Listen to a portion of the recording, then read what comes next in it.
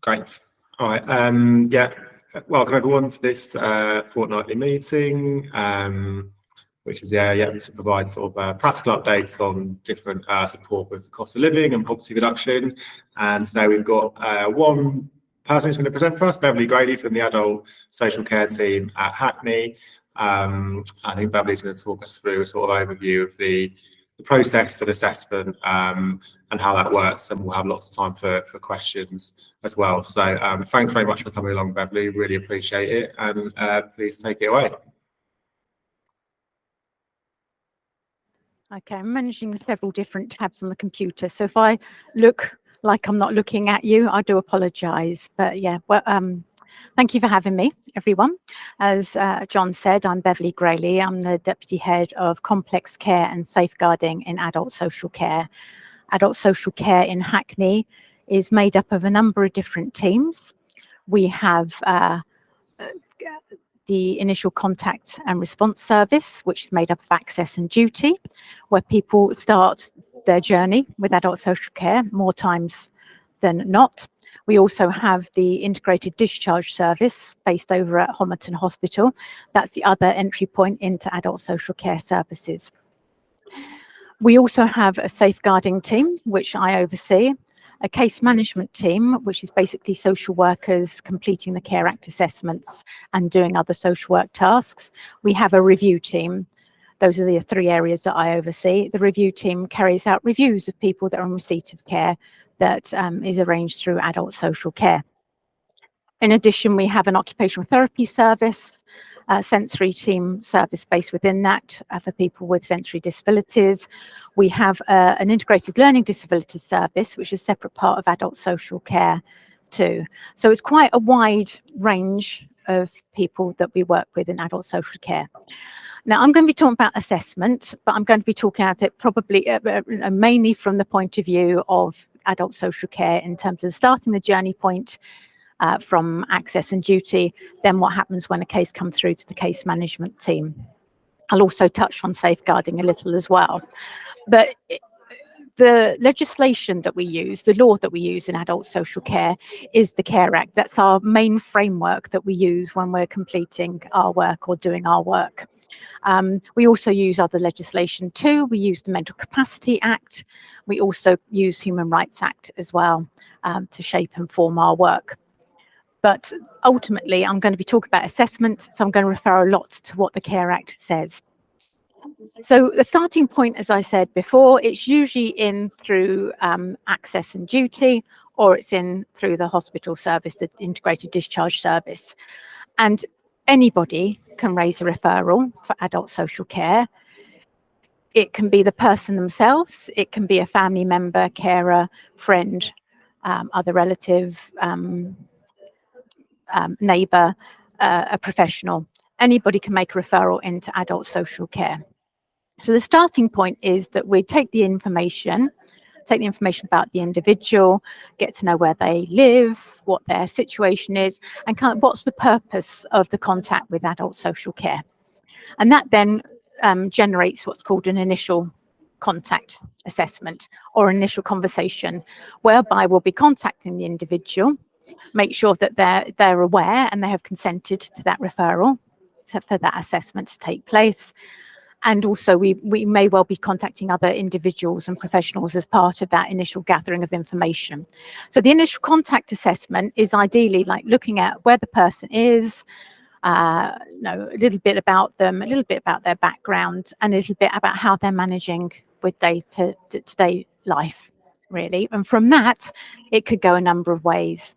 So it could be that the person receives information, advice, and signposting that will address the presenting need. So for example, if somebody rang up and said, I've got no money, I don't know what to do, I've got a disability, they could do that. So in a conversation, be making contact with Hackney Engage and asking for support in terms of benefits, welfare advice, that kind of thing. So that's a bit of information and signposting that we'll give.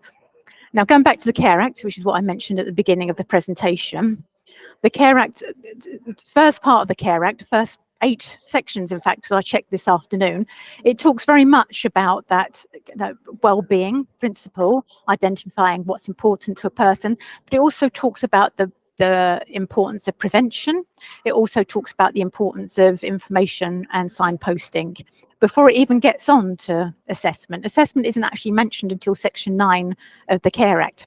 So, so the initial contact assessment will be very much about that, trying to identify what we can do in terms of prevention and what we can do in terms of information advice and signposting. Sometimes it ends there, the initial contact ends there because that's the information that's provided. That's the end of the contact in terms of adult social care. Or it might be that further assessment is required. It might be that somebody's struggling to manage every day in their home. And so it might, as a person might benefit from the intervention of an occupational therapist who will come and look and see if there's any equipment, any adaptations that are needed in the home environment. Or it might go to a social worker. And here again, I'm talking about adult social care in terms of case management. So it will come through to the case management team. It's one of the teams that I manage and oversee. There are 16 social workers working in the team, and they will undertake what's called a Care Act assessment. Now, the Care Act assessment, and this is where I need to refer to my notes because I always feel like I'm on a generation game naming all of the things on the conveyor belt.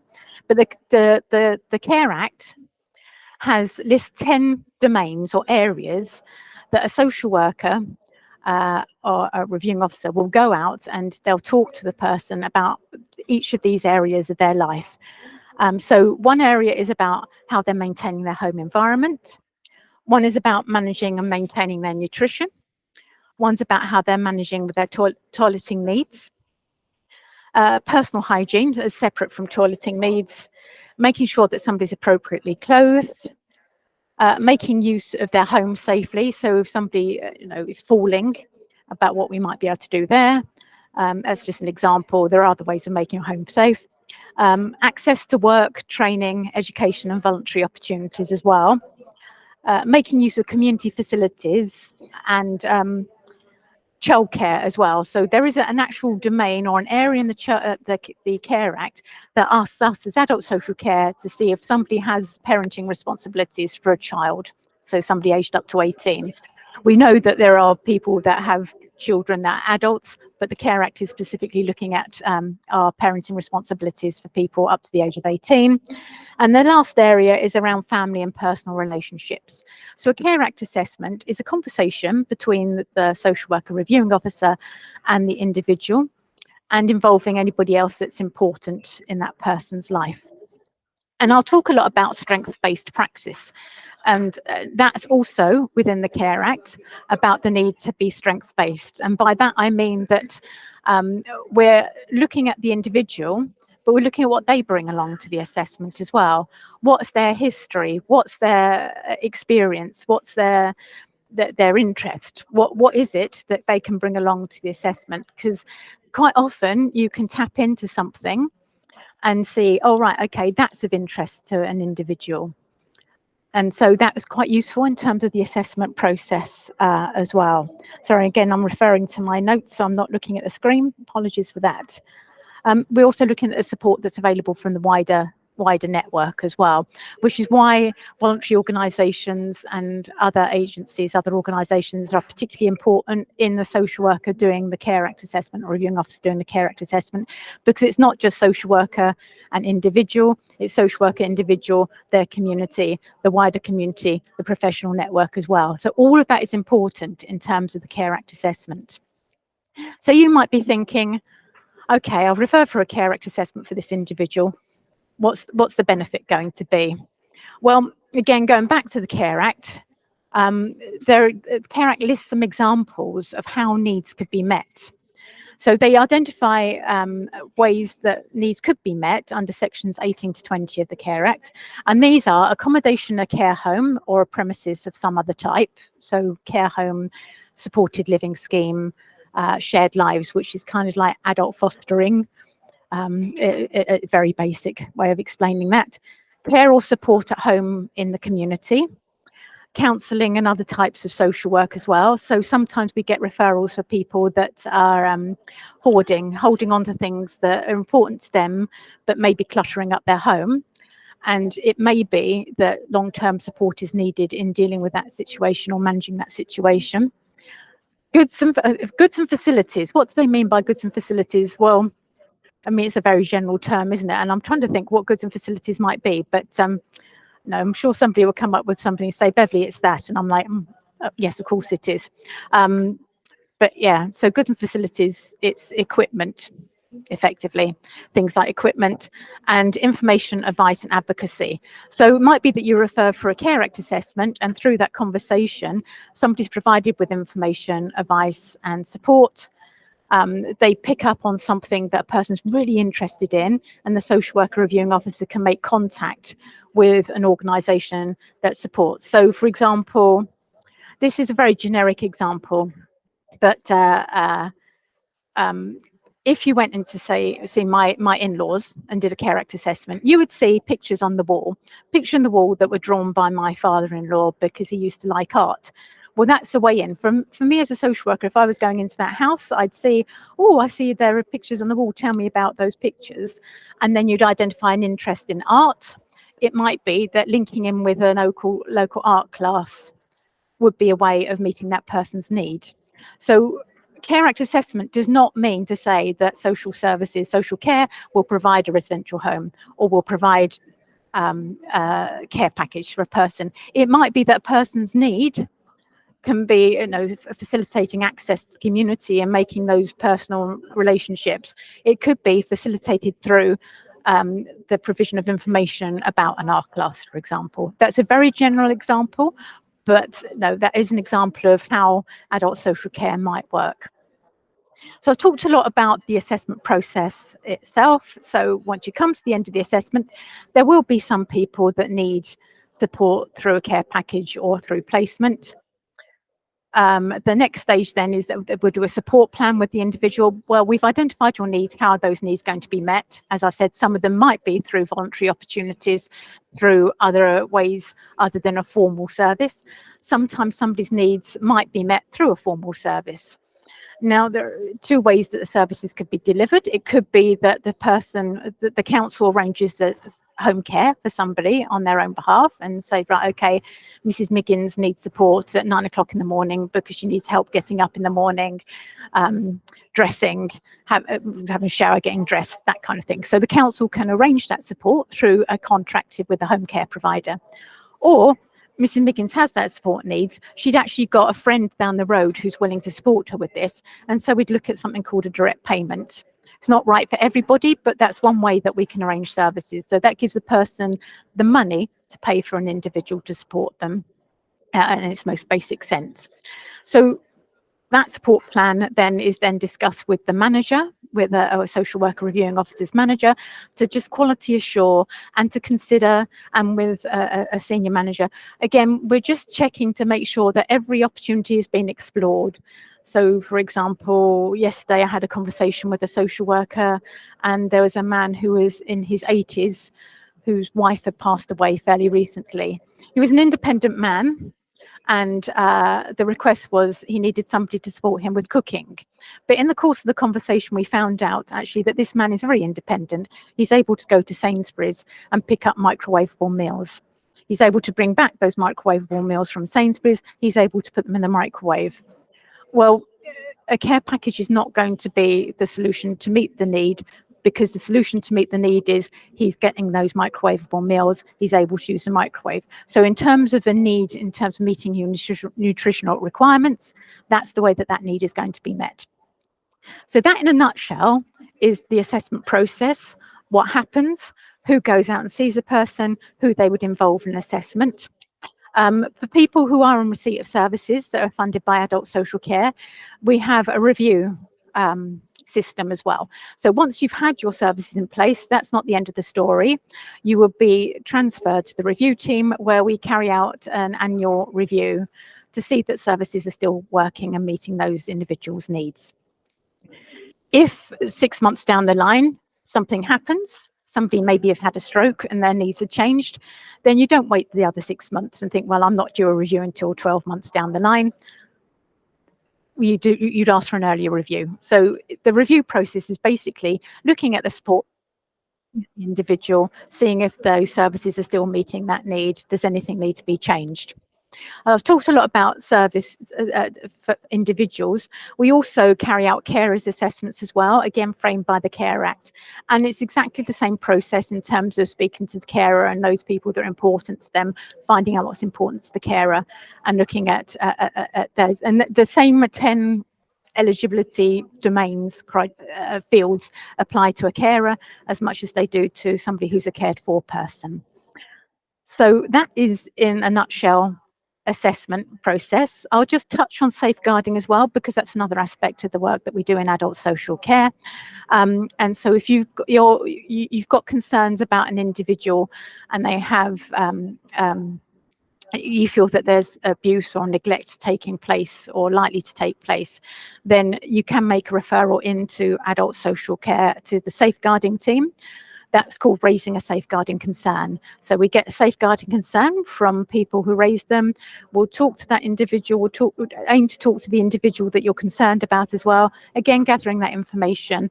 That's an assessment process as well. And then it could be that if the person is experiencing neglect or abuse, they have a disability, care and support needs. And because those care and support needs are unable to protect themselves from abuse or neglect, then that would lead then to an inquiry. An inquiry is led by a social worker, or we would ask somebody to lead that inquiry on our behalf.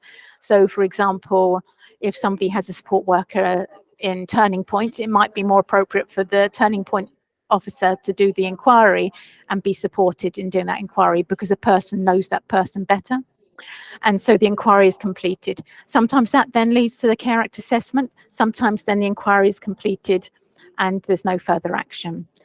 So that's very, very, very whistle-stop tour to what we do in adult social care and the assessment processes. I'll shut up now. Thanks, Beverly. That was really, really useful. You made something that I'm sure is very complex sound quite easy to understand. So that was brilliant. Has anyone got any questions for Beverly about any of that process or anything else to do with adult social care, or particular cases you've sort of worked on with residents that you had concerns over? Now's your chance. You've got Beverly here. So Genevieve. Thanks, John. Thanks, Beverly. That was great. I don't know how you did that in that short period of time, because I know that you have just barely touched the tops. But you said something right at the very beginning about residents with sensory issues. So I know there is a lot of support for deaf people, but what about blind people? I would imagine that would be very difficult to support. Is there a Braille function that can be accessed through adult social care? So not many people who are blind use Braille. Okay, thank you. No, that's okay. No, it's not. No. It's actually very few people use Braille, and it's quite often. I started off working as a social worker with deaf people, actually, and working with deaf people and visually impaired people. We don't exist anymore, social workers with deaf people or visually impaired people. It's kind of back when I qualified, it was like a social worker for a person. Now we have rehab officers working with an individual. So the emphasis is very much on promoting independence. So if we're receiving a referral for somebody who's visually impaired, then quite often it's linked to the need for promoting that independence. So we have a rehabilitation officer who can support in terms of provision of equipment. So for example, when somebody's filling up their cup of tea or coffee or drink of their choice, there's a tiny little thing that you can slip over the mug, and when the liquid hits the wires, it doesn't electrocute them, it kind of like makes a buzzing noise. So, or you can feel, even if you can't see or hear, you can feel the buzzing. And so you all know, oh, okay, then the water's reached this level, I don't fill it up anymore. So that's promoting independence through the provision of equipment. That's, there are people that use Braille, and in terms of accessible information, I think that I would have to look into that, to be quite honest with you, in Hackney, because what I found in my previous borough is that information changes so regularly. If you get something transcribed into Braille, it's quite a hefty document, and it doesn't necessarily stay in date for very long. It's like any of our information. Anything that's written down, by the end of the next month, you probably find that it's kind of out of date because things have changed slightly. So it's about how else we can communicate. So using, again, because it's so long ago, we used to use tape, for example, and record information onto tapes or CDs. Right. So it's probably kind of like what the equivalent of that is now, and providing that information for a visually impaired person. So in terms of provision of information, and that is very much the way we'd go. Equipment in terms of supporting somebody who's visually impaired. But somebody might be, so an older person might have some vision impairment, might have some hearing impairment, and sometimes it's quite easy for a generic social worker to overlook this and say, I'm putting a care package because this person can't cook for themselves anymore. And then I'm looking at it and saying, well, maybe we could support with this kind of equipment, or maybe looking at promoting the independence to give the person a bit more opportunity to carry on cooking if that's what they wish to do. So it might be through the provision of a microwave, a talking microwave, or through the provision of little bump-on stickers that go onto the cooker so that a person can feel when a cooker's on. I was really thinking, and thank you so much for that, Beverly, and I don't want to take up too much time. There's quite a few questions, but I just wonder, in the, let's say in the younger community where the visual impairment is happening with such an electronic or, web world, are there more and more sites that are providing speaking information instead of just digital information for people to read? Because that's quite obviously the challenge. And yeah, I'm hoping definitely. we get there too. Definitely. It's just little things like PDF forms or PDF downloads for visually impaired people are not very helpful because they can't use the speech-enabled software to read that information. So it's not necessarily an adult social care issue, but it's something that I'm quite passionate about, making sure people get the information that they need. So yeah, you're right.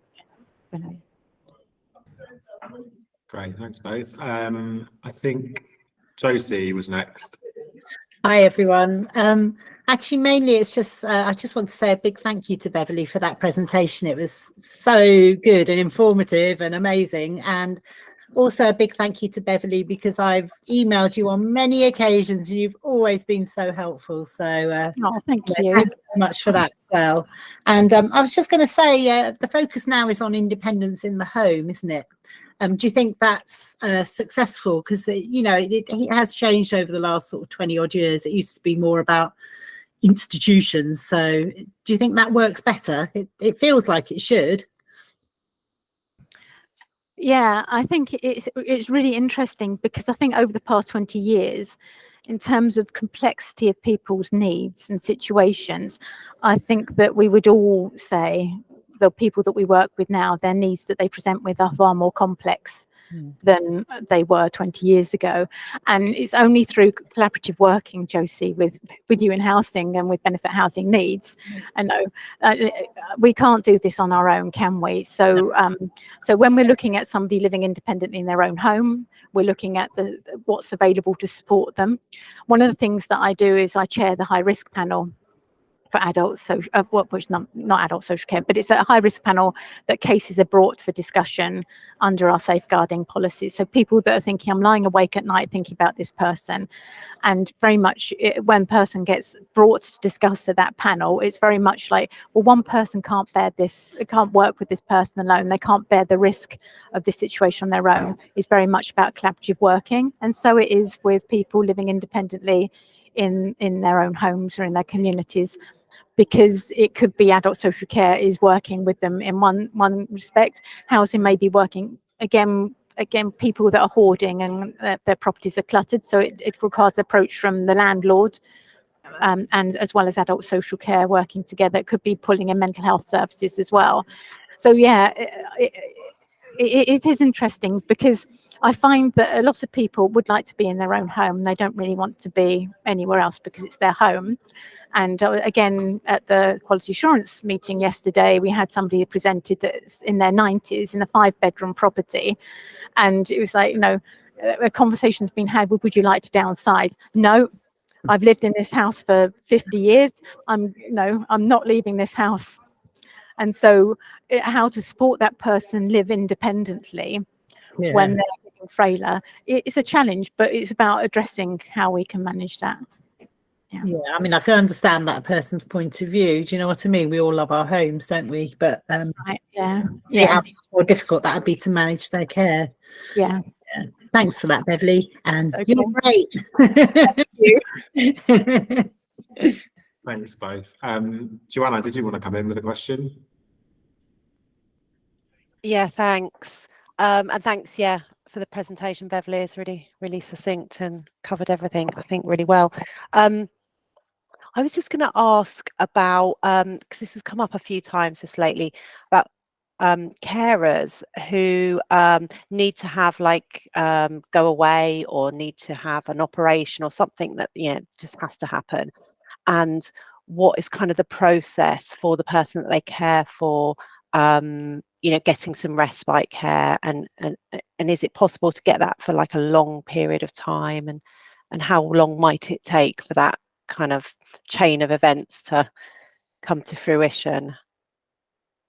Well, it won't surprise you to know that the earlier we know about things, the better.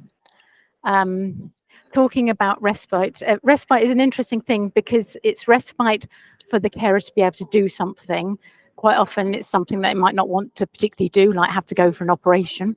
But the idea is it's respite for the carer, but the respite is provided to the cared for person. And so the assessment is for the cared for person, but the carer's assessment fulfills that. Interestingly, with respite, we do struggle in trying to find appropriate resources to support people with respite. Most recently, in fact, earlier this week, some of the care homes that we've been contacting for respite have said we'll only do a minimum of 4 weeks.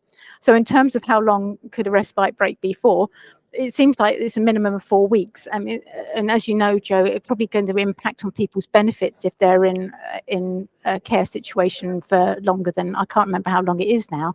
It used to be 6 weeks. I don't know, to be honest, if that's changed at all.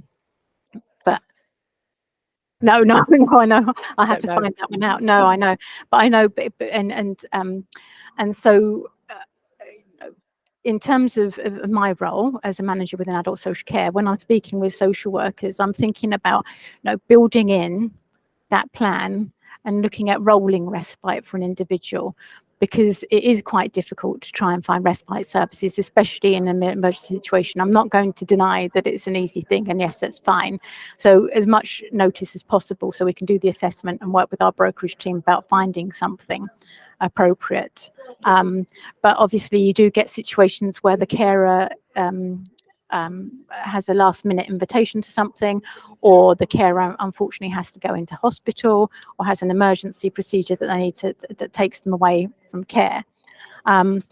And again, part of that is about our response and how we can arrange respite and working with other services to achieve that. Part of it's about the contingency planning with carers. And I noticed that Carers' Rights Day this year in November, the theme seems to be about contingency planning. So I've offered to go along to speak to carers about this very subject, really. Yeah. Oh, that's great. Yeah, it's a really important sort of area of work, isn't it? Because I think a lot of carers don't have the sort of plan B in place. And yeah. Okay. Evelyn's helpfully pointed out benefits stop after 28 days, but do apply discretion. Thank you, Evelyn. Okay, great. Thanks very much. Thank you. Thanks, Joanna. Thanks, Beverly.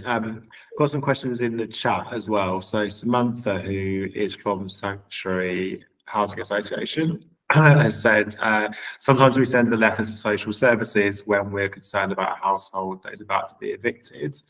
And she wants to ask if adult social services ever receive these letters and if they find them useful. To be honest, I don't know if we receive the letters because I don't actually oversee that part of the service. I oversee complex care and safeguarding. But certainly if we receive information from anybody, then we'll treat that as referral and then do that screening assessment. If the household is like a family with children, then it wouldn't be adult social care you'd be contacting, it would be children's services. But certainly in terms of our work with benefit housing needs, as the landlord of many people living in Hackney, we've got quite a good close relationship with benefit housing needs, and we're working together with them in the sense that we're looking at trying to avoid those evictions where necessary and starting at an earlier point. We've got 2 social workers based within benefit and housing needs as well. So they're adult social care. One's an adult social care social worker, one's a mental health social worker. But they're both working in benefit and housing needs, and they're accepting cases of those very people where there's kind of a risk because of homelessness or threatened homelessness. And they're picking up those cases, working closely with the housing officers in terms of trying to prevent that from happening, and supporting with the plans in place for those people. It's not so well established working with housing associations, and again, I always rely on my own experiences and the conversations that I've been having fairly recently. But sometimes we don't hear about things from housing associations, whether that's because it's being sent through and it's not being received. We're moving on through adult social care, and I can put a link to the request for support form into the chat. So what we're moving away from is emails, because emails tend to get buried down and in the adult access and duty inbox, because it's access. I think people think it's access to the council, and so you'll get hundreds of requests for things like, I can't pay my council tax, I got a parking ticket, I want to know where the swimming pool is. Because it's access, I think people think, right, okay, I've asked for that information. And then you also get people saying, I'm opening up a supported living service in Hackney, come and use my service. And then you get the, I'm in Africa, can you send me £64 million, please? Because we get, those kind of emails as much as everybody else does as well. So, because of that, it is easy for an email to get lost. So we've moved to an online portal where we ask people to make referrals through the online portal. So what I will do is, while I'm talking and answering questions, I'm just going to find the web link, and then I'll put that into the chat, if that's okay. I don't know if that answers your question at all. Yes, it does. Thank you very much, Beverly. Appreciate that. And the link will be great. Please, so that I can pass that on to relevant teams and we can use that instead, because you've made a valid point there. I think as well, I put it there, I think it's quite long. It is quite a long link. If you want to go into the Hackney website and go into adult social care, you can see requests for support there. You can also see request support in terms of adult safeguarding as well. So the same thing will apply now. We're asking people to fill a form on the internet if they're where they're ever possible, because we're finding it is going to be able to capture the information more readily than an email that might get lost. Thanks, Beverly. Sounds like that portal will be really useful. Just catching up with the questions in the chat. Pauline has asked about, there was a sensory team that did a weekly surgery in the HSC, and residents used to attend for support. Does that still happen, or will it be resurrected? I think that's probably the service that Deaf Plus did. Is that right, Pauline? Is that the one for deaf people predominantly dropping in? No, it used to be where residents could, if they had problems with sticks, white sticks and things, or if the measurements weren't correct, they could get them, and different things. And it's just as you talked about those cups, the cup aids, they used to have that kind of thing in the service centre. They used to do it once a week. But I wondered what happened, or where do they go, or where do they get referred to now that we don't? That's a good question that I don't know the answer to, so I'm afraid I'm going to have to pass that information back through John. Sorry, John, but I'm going to have to clean that information out and pass it back to you. No problem at all. Thank you. Sorry to give you work.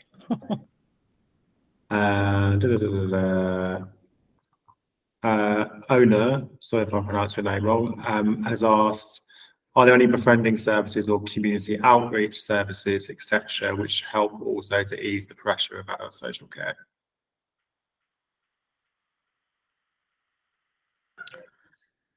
Yeah, so we make use of the Find Support Services Near You web page on the internet so that we can link people in with those services. I'm not managing the front door service anymore, but at one point we were doing a specific piece of work to link in with the voluntary sector organisations so that people could get a speedy response. We make a lot of referrals to Engage Hackney, especially for people that approach us, and a lot of people do because they're not happy with their housing situation, happy where they live. And so that's something we might signpost over to Engage Hackney to say, look, this person needs support with completing a housing application. So there are, and we use those kind of services and support services. Again, for for people with a sensory disability, there's an organisation we have called Blind Aid, where they do a befriending service. We also have made use of the services of Good Gym as well. I don't know if people know about Good Gym, but Good Gym is kind of like people sign up to do their running activities, and whilst they're given an assignment to do, so they'll run from A to B. B is somebody's home. They might assist with planting some sunflower seeds or something, and then running back again. So it's a gym plus for them, but it's an opportunity for people to receive support that wouldn't necessarily be there. So again, we make use of a lot of stuff in the community as well. And when I talk about strength-based approach, we had one area of the team a couple of years ago, pre-COVID, where we were looking at something called the 3 conversations approach. And that was very much based on community assets in terms of what is there out in the community. So we had workers walking up and down the streets of London Fields and Hackney Marshes, like just picking up stuff from shop windows in terms of, there's a knitting group happening, or there's a social group here, the community hall has these activities going on. So again, a lot of that information is through finding support services near me and making use of that to try and connect people to services that might be of interest to them. And the person themselves might have some idea as well if there's something. So you have to be pretty innovative sometimes, and I think, and I'll give you an example. When I was a social worker with deaf people, I had a deaf woman who wanted to attend evening classes to do City and Guilds in embroidery. And the evening class, it was adult education at the time. Adult education also offered sign language classes for people learning sign language. So I said, look, if you've got somebody learning sign language, and you've got somebody that wants to learn the skills of embroidery, could you pair people up so that somebody gets experience in practicing their sign language and somebody gets a bit of information and access to something? So think about things. So it's about thinking about what it is that a person needs and how somebody might have their needs met.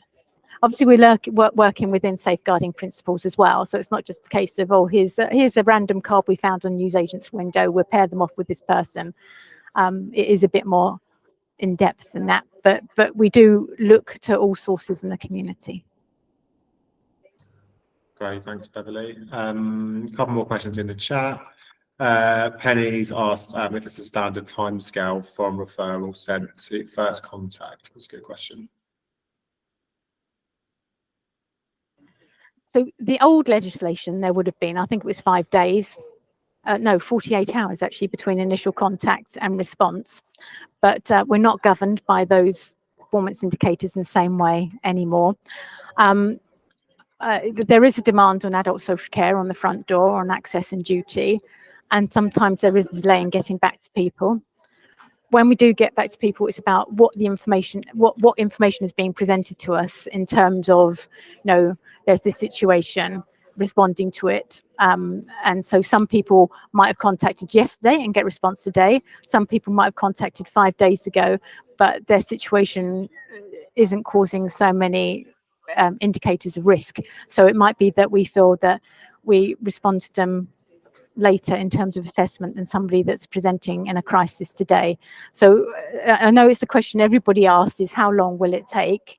And I'm always saying, I'm really sorry, I'm not able to tell you how long it would take. All I can say is the principles of risk assessment, and that we adopt that when we're getting the information. So when people are making referrals into the service, if they can provide that detailed information to help us in terms of assessing that risk, and then we can respond. Thanks, Beverly. Melanie has asked, some of our carers have raised concerns about where respite care is provided, and they have certain places in mind where they would be comfortable to leave their loved ones for respite. Do carers / the cared for have a choice of where respite can be provided? Yeah, and this is a very real situation. I think there are two things. Firstly, Hackney has this policy where we don't use services that have been inspected by CQC as inadequate and requiring improvement. So we're looking to try and place people and arrange services for people in services that are rated as good enough by CQC. The second principle is that sometimes somebody might identify a placement, think that's really brilliant for my mum or my dad, and it may well be brilliant for their mum or their dad, but it costs £3,000 a week. And then another respite service that we've got costs £1,000 a week. Now, I know that this is hard because I'm talking about money, but the reality is that in terms of the Care Act, when we've assessed somebody and we've identified need, we need to identify how we're going to meet that need. But how we meet that need is meant to be adequate and adequately meeting that need. So if we feel that the service at £1,000 a week will meet that need and will meet it adequately, then that is what we'll be talking about and making arrangements for that service. So I do understand that people would like care home X, but it may not always be possible to have care home X because of those two reasons. Thanks, Beverly. Last question in the chat from Evelyn. Why is it that when an OP assessment has been carried out and equipment or adaptations have been completed, this is not then shared with relevant departments, i.e. council tax, to allow discount or exemptions to be applied? Okay. Again, I don't know the answer to that question. It may be that there needs to be some kind of interdepartmental way of recording that system, because the councils, you know, don't have one information system at the moment. In adult social care, we use an information system called Mosaic. Sometimes other departments do have access into a read-only version of Mosaic as well. But you know, it's you know, quite often we're saying, why didn't we know about this person? Why did we not know? So we'll go to council tax and say, no, can you tell us about who's living here? But they don't necessarily have that information. You know, we do need to be better at council-wide about how we share information that's conforming to the Data Protection Act and GDPR, but also enabling us to support residents. And quite often, I know I've had residents in the past saying, I mentioned this to this person, why do I need to tell the same thing to 5 other people? And they're perfectly right, isn't it? So I think that's still a work in progress. So I don't know the answer about why it's not shared with you, but it might be because the system isn't in place at the moment to share that information. And is there a way that we can share that information? I can look at that and get back to you. Yeah, it's a good point, isn't it? Thanks for that question, Evelyn. Thanks, Beverly. Jenny? Yeah, firstly, I wanted to thank you so much, Beverly, because this has been really, really helpful. And I think, yeah, not just everyone on the call will benefit from your presentation today, but all those that receive the recording. So on behalf of anyone who isn't able to ask a question, I wanted to just ask a few questions that have come up before in previous meetings. I guess one that I've heard quite a number of times, particularly from food partners supporting residents who are really vulnerable, who they're really worried about, is around residents who have memory problems and who are really vulnerable or appear to be really vulnerable, who partners are really worried about, who they might see every week for a food parcel, or, you know, or who are coming with other needs. And I guess the challenges for adult social care and for those partners in how to support that person to access the support that they might need when they don't necessarily see that there's a problem or that there's a care need there. And I guess any advice that you might have for partners on the call who might be in those kinds of situations. I know Penny, who works with IDEAs, supports lots of very vulnerable residents and might well have examples of that as well. But I know it's something that can be really challenging in terms of your powers. You know, if somebody says they don't want any support, you know, even if a referral is made, there's very little that you can do, isn't there, if they haven't been assessed to not have capacity. So I guess any advice that you might have for partners about the way they might... Yeah, no, it is tough, isn't it? And that's why we need to take a multi-agency approach and work together rather than I've made a referral to adult social care haven't done anything, and adult social care is saying, well, why are you not doing this and why are you not doing that? But if we work together a bit more, and we will do in the future, then I think we'd be better off supporting individuals. I mean, and you're right, Jenny, adult social care workers, social workers, reviewing officers and occupational therapists and other social care staff don't actually have that many rights in terms of intruding in somebody's home. They can't enter somebody's home if somebody's refusing to let them in. You can't remove somebody from their home unless there are specific grounds to remove that person. So through mental health legislation, Mental Health Act, if somebody's committed a crime, and then using the law through that way, through crime. But if somebody is confused and presenting as confused, but saying, oh, I don't want to go anywhere, thank you very much, it is really, really frustrating, because adult social care cannot go and remove that person and say, right, let's put you in a safe place and safe environment. And even if we were able to put them into a safe environment, we can't then say, well, you've got to stay there now, without any further process. So it's not straightforward and simple. And I do get that people kind of like know what is happening with this individual. And I think that's where we work in the neighbourhood way, and we've got 8 neighbourhoods in Hackney. And so we have neighbourhood MDMs, multidisciplinary meetings. And so I think using that multidisciplinary approach is probably a good way of like saying, no, they're not responding to this person. We're really concerned about this individual. And is there anybody else involved? We've got a dementia service that is through ELFT tools. So, for example, so is that person known to ELFT if they're a dementia service? Do they have dementia navigators? Are there any social care prescribers? There's a whole wide range of things that might be available to the person if adult social care isn't able to assist. Yeah, thanks for that. It does come up lots of times, because I know how it can be so distressing, can't it, when we want to help somebody and support somebody and we can see that they really are quite vulnerable, but we don't really know what to do. And I think sometimes the message can be, oh, you know, refer up as a safeguarding, or, you know, and then and I would and I would say, oh, sorry to interrupt, but I would say that please do keep referring safeguarding concerns. If you think there's a safeguarding concern, it's better to report it and then find out actually no action has been taken, because at one time that you don't, and there is a situation, and you think, oh, I don't know, then I would just do it. And then, you know, and again, if people are receiving repeated safeguarding concerns, we'll see that, because I see it quite often when I'm looking at multidisciplinary meetings and saying, well, I've noticed that we've had quite a bit of information through adult social care. Mental health will say, oh, I can see on our system we've had quite a bit of information there. Housing needs will say, oh yes, we've got quite a bit of information there. So it's all that we've got information, they've got information, and bring it all together, really. So please don't stop referring in, even if you think there's no point, because there is a point, because somebody can still receive information, advice and signposting. That's part of what we do. Yeah, and it sounds like it's also really, really important just to kind of keep that relationship and that conversation going. If you're working with someone you're worried about, you know, even if you've referred in and it hasn't gone anywhere, keeping that relationship and keeping an eye on that person. But it is really challenging, isn't it?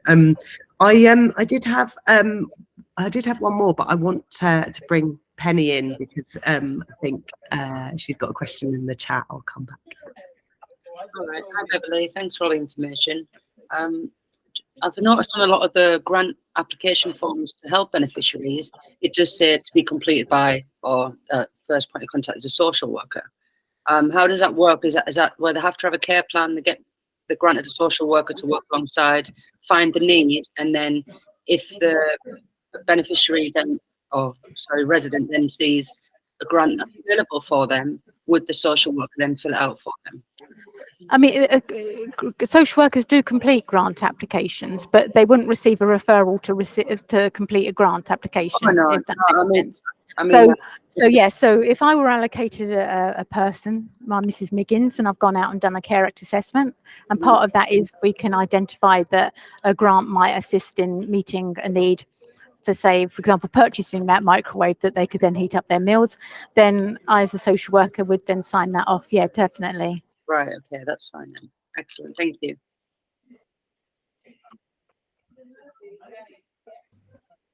Oh no, did you want to come in?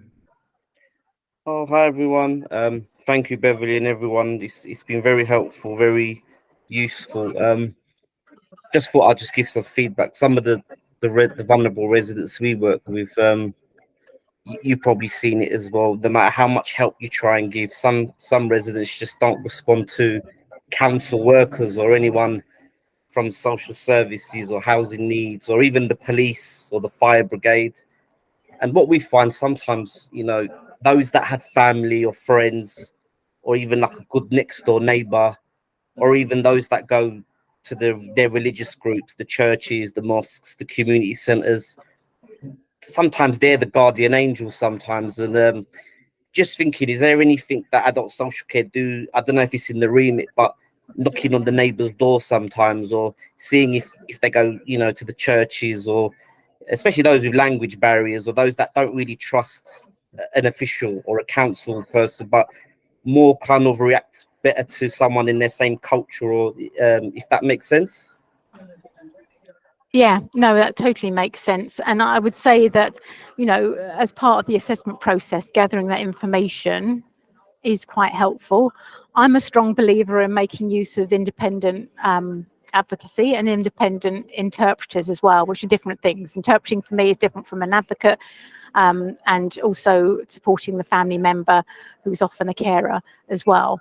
Because you know, I've got a very strong view about, you know, using family members as interpreters, because I don't think it's fair to the family member, I don't think it's fair to the individual, and I don't think it's fair to the council, the social worker either, really, in terms of getting that information. But certainly, yes, we will kind of, like, you know, try and identify that information. And it's quite interesting. About 12 months ago, I was looking at a picture that a social worker sent me of somebody's house, and this person's house is hoarded. And they showed me a picture of the living room with all the stuff on it, stuff in the room. And on top of the pile, very neatly placed, was hymns, ancient and modern. And I said, oh, that's really interesting. Is that person interested in singing? Is that person interested in church? Is there something you could use with that information, that the fact that is strategically placed there? And that's the thing that I've seen. And sometimes it is about that, looking at what's in front of you, having an idea, you know, looking around at the community, looking around at the home, hearing what's happening, you know, picking up on these things, using all your senses, really, smell, no touch, everything really. And we're encouraging our social workers in particular to look at things more than, rather than going to see Mrs. Miggins saying, how are you managing the stairs? I can't manage the stairs at all, dear. But like maybe saying to Mrs. Miggins, oh, Mrs. Miggins, shall we go up to the room? And then having a look at how that person manages the stairs, because it's giving us more richer information, and than just like, oh, they said this and so I accepted it. So yeah, but definitely part of that would be like looking at what surrounds in the local community, but not assuming that because somebody has, say, a specific last name and they're living in a certain area of Hackney, that means that they're of this particular cultural background, and that means that we need to be looking at this specific thing. It's about listening to the individual and getting that information, and about their network as well. Sorry, that was very long-winded, but I think I answered the question. Yeah, that was great. Thank you. Thanks, Beverly. Thanks, Beverly and Ona. Jenny, did you want to come back in? Yeah, only because there aren't any other questions, unless Beverly is exhausted and needs to stop now. I'm just conscious you've been you had lots of questions and presentation, but I had just a couple more that I wanted to touch on. I suppose I think you've mentioned quite a lot of good tips in your previous answers, but what would you say makes a good referral? I guess what I'm hearing is that the more information the better. And the more information through a relationship that's been established and things that have been picked up on and ideas that might come through that relationship, because if somebody in the community has a good relationship with that person, they're more likely to have an understanding of what might be useful to them or what the risks might be. But are there any other kind of top tips for community partners, particularly who might think not be quite sure? And I suppose I'm asking that because as a former children's social worker myself, I went on a training, and it was really a pivotal moment for me, was going on a training at one point on neglect with a whole bunch of other professionals, and working with a head teacher who'd been running a school for children with special educational needs and disabilities for 20 years. And we did this, we had to do this activity around a referral, and we were working on what made a really good referral around neglect. And through that work, he kind of said, oh my goodness, I've been doing it all wrong for 20 years. No wonder I haven't been able to get the support for the children that I've been referring in, because I think I've got it all wrong. And there'd been he'd had endless, making complaints, making referrals in, lots of problems between the school and social care because of the nature of the referral that had kind of prevented the help. And I guess it's something that that really stuck with me, and just interested in any of your top tips with all your wealth of experience. Yeah, no, that's a very good question, actually, and it's something that I think of. It's a bit like when I was referring my mother to adult social care, not in Hackney, not in London, but in one of the counties, and I was thinking, what is it that we want to try and achieve here through this? So I spoke to my mum about what it is that she felt that she would need, and I use that information as well. So as well as it's helpful to have the demographic information, because that really helps us, because we're working in a neighbourhood way. So if we know where somebody lives and where their GP is, then we can make sure that they're referred on to the right locality. And it's amazing, really, but demographic information is quite an important part of the referral. And then if you have spoken to that individual beforehand, sorry, it's 5 o'clock and it's got noisy in here, but if you can speak to the person as well before making that referral, that's really, really valuable to try and get an idea of what they want, because we talk a lot about outcomes. So basically the outcome is what difference is it going to make? What difference is it going to make making referral to adult social care? So what? I know it sounds a bit blunt, but so what? I've made referral to adult social care, so what? And that's the outcome, really. It's what is it that we want to achieve? We want to, what is the answer to the so what? So we made referral to adult social care because this person needs support in terms of being independent, and then picking through that and maybe saying that maybe they do go to a church or a synagogue or a mosque, or what kind of things they've already got access to within their community. And that's really helpful, I think. Thank you, that's brilliant. And then I wanted to ask, how would somebody know if they were worried about a parent who had physical disabilities or mental health difficulties and were clearly struggling, and if somebody was really worried about, how would you know whether to refer to adult social care or children's social care? Or would you? That's a really good question, because again, I was having a conversation with a social worker yesterday about this, because they brought somebody to the quality assurance meeting for a woman who has epilepsy and has children. Mm-hmm. And it's about what are children's social services doing? And I was like saying, well, it's the Care Act actually has provision now. It has a domain that says parenting responsibilities. So as a person making referral, I don't think there's any harm to refer to both. Yeah. And then we can work out between us which one's the best way to take forward, or whether or not we should joint work with the case. But the Care Act does actually make reference to parenting as one of the areas of somebody's life that's important. So yeah, both, I would say. Great. yeah, I'll bring in Penny now. There was one last thing I wanted to ask, but I will. Yeah, sorry for so many. I promise it's the last question. I'm sorry for asking so many. I don't know if it comes into the adult social care category or not, but pensioners who are not on pension credit don't get any support that I'm aware of for dental care. And I seem to be getting a lot, especially when we were rolling out the voucher scheme. That was a big complaint, like what do we do? And I've noticed it is affecting several on the well-being, the nutrition, because I can't eat. Obviously, they could be in pain, and they just can't simply afford to go and get it fixed. I personally took my mum a few weeks back, and I was shocked to hear the denture cost was £800 for one set. For one, and £1,200 for a full set. Now, if someone's not on pension credit and they've missed out on pension credit by £5, £10 earning, what help is available? I was totally like baffled by it. And even previously, when the beneficiaries had came to me, that was all new to me, and I didn't know where to send them for help. Again, it's not an answer that I'm able to give, I'm afraid. It wouldn't be, yeah. Is there anyone that helps pensioners without being on pension credit? In, like, obviously, if they're not able to eat because they need to get the teeth fixed, I don't know what's meant to happen there. It just feels like that. So going back to what I was saying earlier on in terms of the Care Act and meeting need, so they might have an eligible need in terms of managing their nutrition. How is that need going to be met? So one way is through the provision of dentures, but one way is that they eat food that's pureed and they don't need to chew.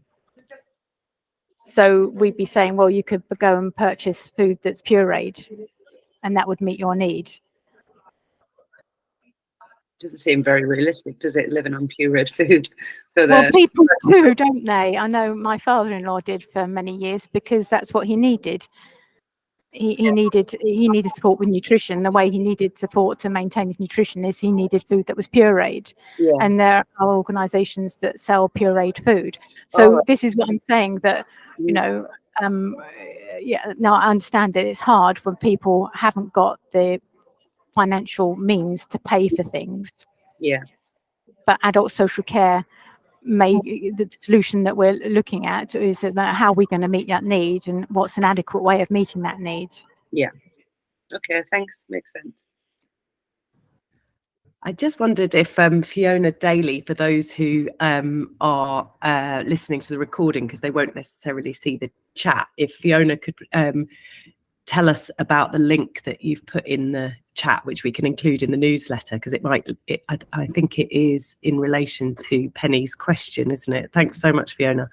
It's just, if you get a HC2 certificate, help with dental costs and all that, there are forms out there for people on low income, but specifically for people who aren't, say, on pension credit but only getting state pension. I think you can get them from your GP surgery, but I can find out a bit more. But there is help. Brilliant. That's really good to hear. Thank you.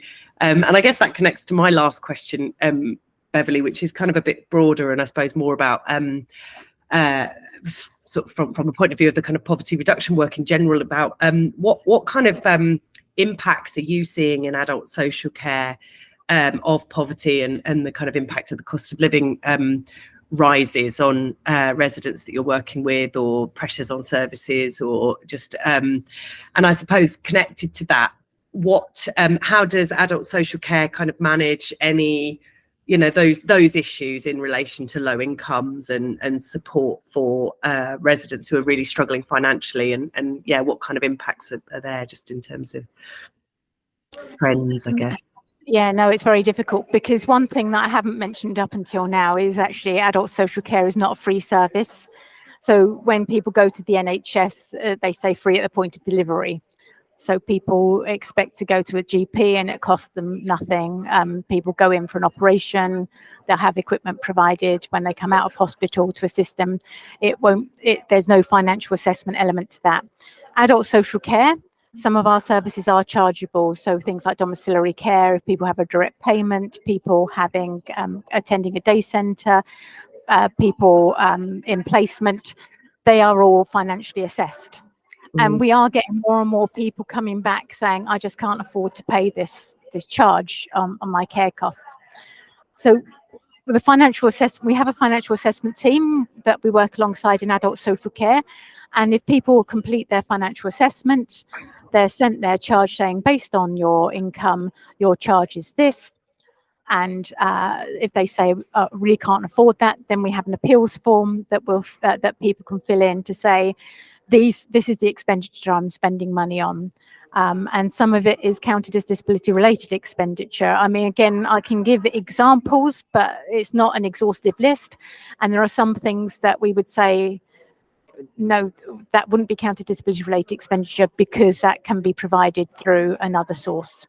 Again, it's that adequate situation coming in again. So for example, people that are having to pay for a home delivery for shopping, for example, will take that into consideration as disability related expenditure. People that have additional laundry costs because they have continence issues and have to spend more on laundry, that's taken into consideration disability related expenditure. Things that aren't taken into consideration as disability related expenditure are people that have physiotherapy, that pay for physiotherapy. That's because, and I know that it's a huge waiting list, and I know that it's not an ongoing service, but physiotherapy is something that's provided by the NHS, and so people need to speak to their GP about their physiotherapy need. It's not something as an individual standalone service that would count as disability related expenditure. Likewise with continence pads as well. Continence pads are available through the NHS, and some people say, oh, but they're no good. Well, you need to speak to your GP about that and about managing continence. It's not something that we counted disability related expenditure. That's a guideline. So if people say, oh, you said that this doesn't get counted, but this does, these are guidelines. So we have that financial appeals process, and we have a monthly meeting where we consider that and try and look and see how we can reduce care costs for individuals. Some people still say that they can't pay for the service, and we have to look at it on a case-by-case basis in terms of what's the risk to the individual. If they're saying carte blanche, I cannot pay for this at all, and they're not able to come to some kind of agreement, we need to look at the risk of not providing those services. But it's something that doesn't happen regularly or rarely, because we do try and get that compromise with somebody about what can you afford to pay towards your care.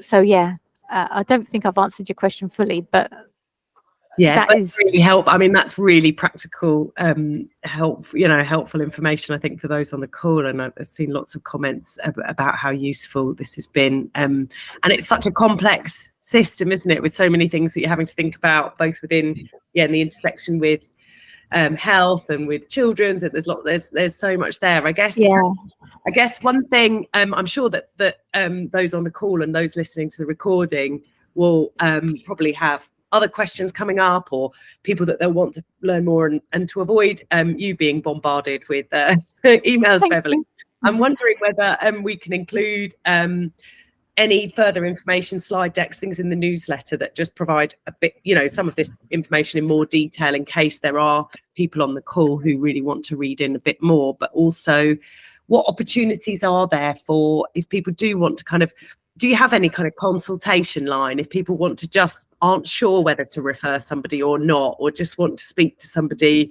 and say, what should I do with this? Or is there a kind of forum for doing that? Or what would you advise to prevent you getting hundreds of emails?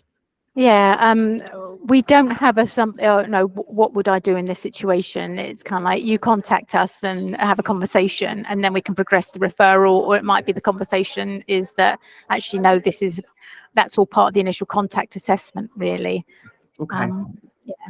Great. Oh, well, anything you think might help to continue so, because I think it's been incredibly helpful. I've learned an awful lot, and it seems that it's been a useful one. So hopefully the newsletter will reach more people, and that will be and maybe get you better referrals, better quality of referrals. No, that's great. But the point is that sometimes people say, oh, there's no point making referral to adult social care because it's not going to achieve anything. But even if the referral results in information advice and not services, then there's a record there and we've got a record of past interventions as well. So if somebody's coming up 20 times with some sort of similar issues, then I, as a manager, would be saying, oh, look, we've seen this person 20 times. No, maybe we need to think about a different approach to working with this individual.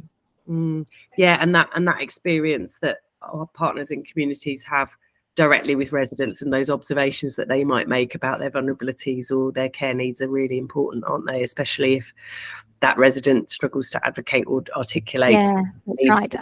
Yeah, I mean, we do have an advocacy service for people that are referred for Care Act assessments, people that are referred for mental capacity assessments, and mental health services have mental health advocates as well. So there is that advocacy service that we have there, and I very much promote the use of advocacy working with individuals so that we get their voice. Brilliant, thank you. Thank you so much for staying with us for an hour and a quarter. This has been really, really rich. Thank you. Hey. Thanks, Beverly. Thank you so much. That was absolutely brilliant. And yeah, I'm glad that everyone got an opportunity to ask those questions.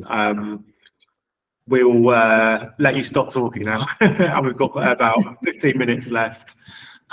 This is sort of the time in the meeting where we open the floor up. So that's an opportunity for anyone to raise any sort of bring any insights about their work that they've been doing recently, or share any concerns.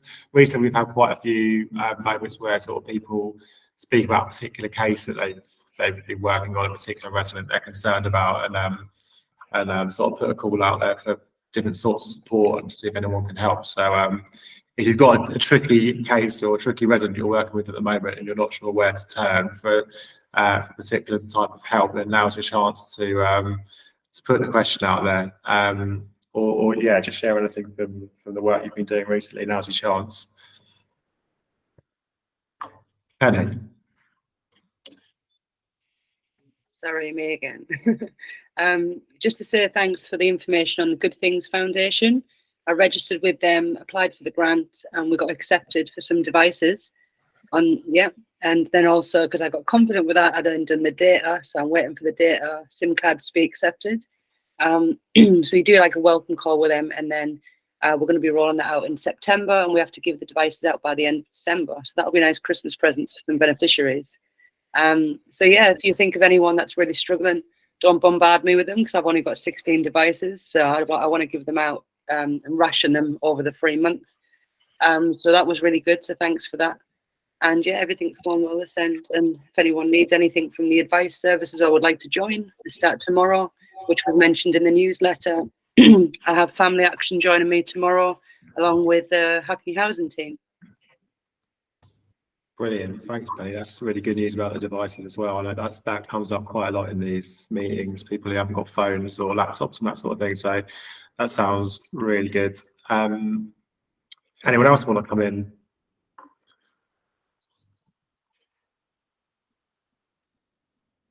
No, Jenny, I don't know if you had anything you wanted to particularly bring up or focus on. No, I mean, I was curious to hear from any new members of this meeting. Any feedback or any reflections on this session, or how you've heard about it would be useful, or to hear about any of your work. I think actually quite a few of the new faces have dropped off. I won't put people on the spot because I think that's quite cruel when I don't know them. But if anyone wants to speak up and introduce yourself, or anyone who is not a new face, actually Anya is a new face and came in earlier, and introduced yourself in the chat. I don't know if you want to introduce yourself and talk about your work at all.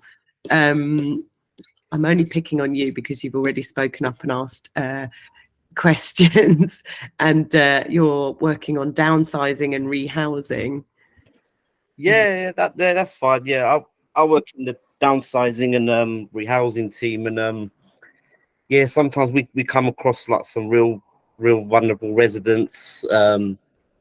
Sometimes when we go to their properties, we see all kinds of stuff going on, and yeah, we just try and rope in anyone that we can think of that can help, and updating like the neighborhoods, the housing officers. A lot of the times We get resident sustainment teams involved, so we might do a referral with them, make a referral through adult social care, through the website, the form. Yeah, we are aware of Riverside Engage floating support as well. And from what I've seen, I think a lot of people, they're really lonely. And it's when you got no friends, no family, no real connection with even your next door neighbor. You know, the old saying, you can live next door to someone for 30 years and not even know who your neighbor is. Yeah. And I think, especially when depression's involved or mental health, and it's such a big area and it's, you know, very complex issues.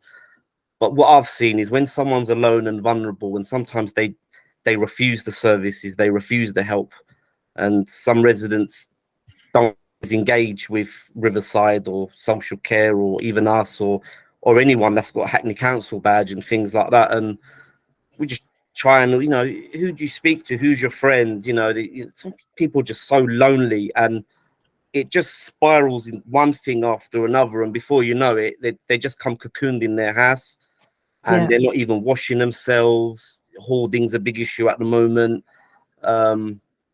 You know, like we're discussing, there's only so much you can do. You can't really enforce anything to a certain extent. And it's just, what can we do as a team, as a council, to try and make sure people are not so lonely as well? Because I think that's a big problem as well at the moment. I think I think everyone on this call will recognize that, and it really speaks to what Beverly was mentioning earlier, wasn't it, about how complex residents' needs are, increasingly more so. But that's really useful, and I think I guess that's why we continue to meet this way, because there is no easy answer, and it's not these aren't issues that the council services can solve alone, but it's a real collaborative partnership effort, isn't it? And it is about those relationships, because people in the situations that you describe are so cut off from the support that they need most of all. And I guess that moment of interaction that you have with them is such an important moment, isn't it, to help them connect in. And if you've got good relationships with others through this group or through your work, then that really helps to draw in the right sort of support if they do build that trusted relationship with you. So that's brilliant to have you as part of this network. Thank you. Councillor Troughton. Thanks, Jenny.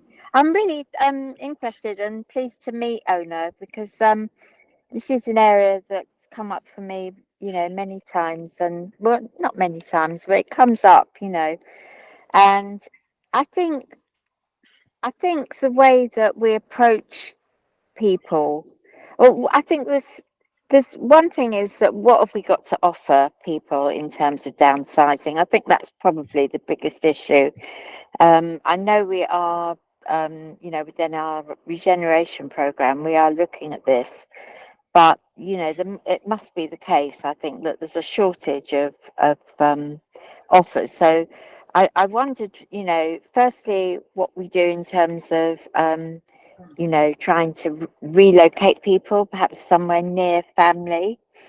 I mean, a lot of older people, their families have actually left Hackney because, they can't afford, they've grown up, they've been to school in Hackney, they've done well at school, they've got good jobs, but they still can't afford to live in Hackney. So they move out, perhaps not far away. So how do we, how flexible are we? And also, I just think that the financial offer we make is pretty poor. It hasn't been reviewed for quite some time, to my knowledge.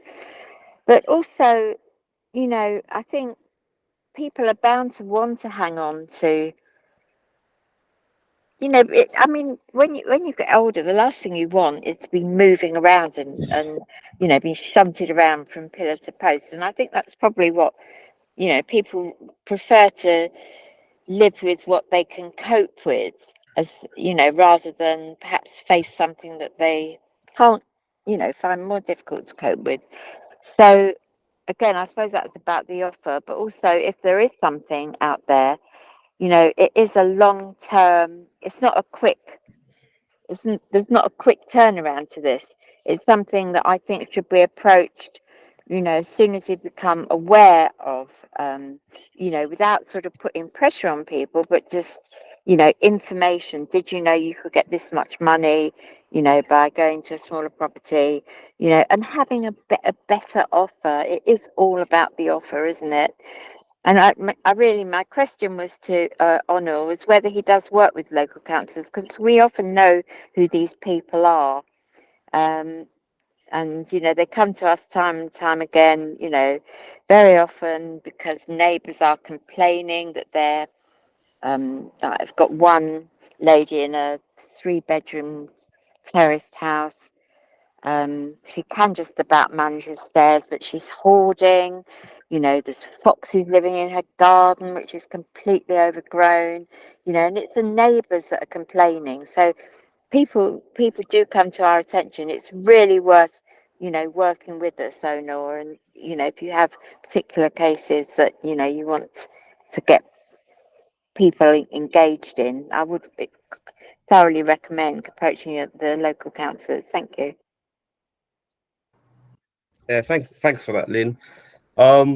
Yeah, it can get quite complex. It's more on a case-on-case basis, and we try and why do people want to move? What is it that they want? What is their preferences? Sometimes rent arrears is a big problem. Some residents have just spiraled into rent arrears. The bedroom tax is another reason why a lot of elderly want to move now, because if you're not pensionable age and you've got a spare room, it affects your housing benefit and these things. Sometimes it's residents want to actually move out of Hackney now as well, what we're seeing, and it's how we're helping them, giving the right advice to them. It really is case by case. And some residents, once you go and visit them and speak with them, and we're working quite closely with the neighbourhoods, you find that there's a lot of things going on. It's not quite as straightforward as what you first think. And with residents with complex needs, it's really seeing, do they really want to move? Would it benefit them? And if they are, we just help them the best we can to move them on. I would just say, if the cost of living in a large house these days must be putting older residents, into not only into poverty, into terrible financial difficulties. So, being able to, and I think the council should be thinking of it from the point of view of, well, we're spending all this money on temporary accommodation for a family. Wouldn't it be better to write off these rent arrears rather than stick to, a time-honoured pledge that we won't transfer people who are in rent arrears? Look at, where actually the cost benefit would be. A flexible approach. I don't know who could take that up. Policy, maybe. Well, maybe we can have a discussion about some of those creative options with some of the different teams involved in that. But it's it's a really tough one, isn't it? And I know that the Money Hub are doing some great work with temporary accommodation, and it'd be great to have some of them. I think some of them joined the meeting today. I think Evelyn and Manisha had invited in a new team sort of working with temporary accommodation in relation to rent arrears. So yeah, maybe we can hear some of more about their work in due course.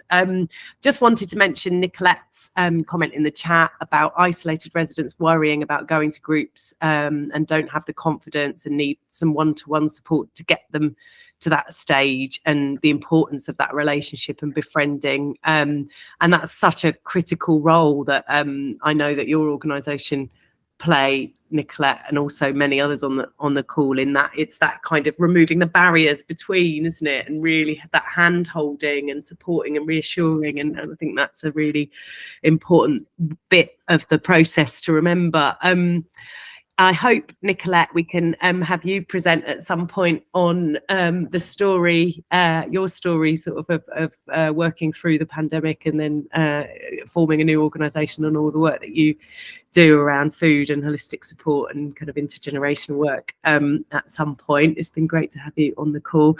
We have got to 5:30, and I just want to say a massive thank you to all of you, especially Beverly, who put in so much work to supporting all of our knowledge and understanding in a really helpful, relatable way from adult social care. Thank you so much, Beverly. I know there were lots of questions that were beyond the remit of what you were able to answer, but and I know we'll be doing our best to come back to the group with whatever answers we can find collectively. But yeah, just thank you all for all the incredible and critical work that you are doing to support Hackney residents, and thank you for coming to this meeting, making the time to share with us, and we look forward to seeing you in a couple of weeks. And yeah, do let us know if you want to come and present, or if you have any asks of other presenters that you'd like to hear from, and keep sharing your stories, your success stories of things that have come out of this group and other opportunities for connection like Penny did. That was brilliant to hear, and it gives us all the motivation to just keep going. So yeah, thanks all so much, and have a really good few weeks. Thank you. Thank you. Thanks, Jen. Thanks all. Thank you very much. It was a really good session. Brilliant. Thank you. Thank you all, and enjoy your bank holiday. Enjoy your bank holiday. Thank you. Thank you. Yes, of course, I forgot to mention that on a Sunday. Thank you. Yeah, we forgot Thank that. you. That's what I was just doing like this. Well, I'm going to great put a to raw see you. sleeper in temporary Thanks, everyone. accommodation. Bye. Oh, thanks, Yeah, thank you, Ola. Ola. Thank you, Josie. Bye-bye. Thanks, Josie. Take care. Have a great bank holiday. Yeah. A restful bank holiday. Please rest. Yes, have some rest. Yeah, And MOT your body. well deserved. Yeah, all well right. deserved. Thank you.